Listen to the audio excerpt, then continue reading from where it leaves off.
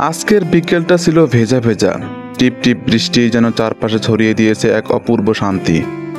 এমন সময়ে আমার বন্ধু সৈকত আর রাঙ্গামাটি থেকে আসা আমার প্রিয় বন্ধু আসান আমাদের ক্যাম্পাস ও আশেপাশের অঞ্চল ঘুরে দেখার ইচ্ছা প্রকাশ করলো।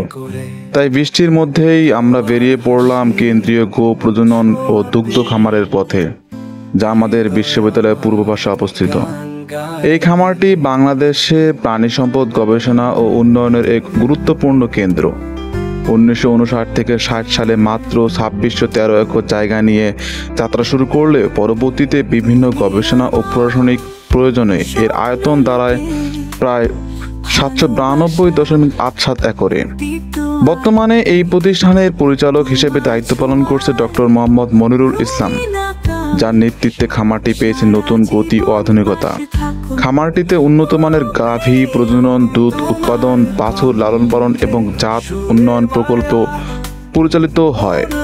এখানে তৈরি হয় কৃত্রিম প্রজননের জন্য উচ্চমানের বীর্য, যা সারা দেশের খামারিদের মধ্যে বিতরণ করা হয়।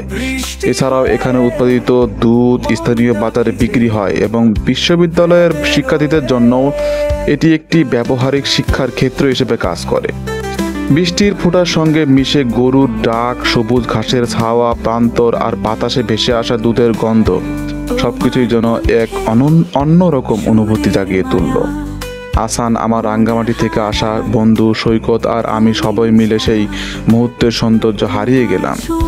এমন একটি দিনে প্রকৃতি, শিক্ষা ও জীববিজ্ঞানের বাস্তব প্রয়োগ সব মিলিয়ে আজকের এই ভ্রমণ নিঃসন্দেহে হয়ে থাকবে এক স্মরণীয় অভিজ্ঞতা।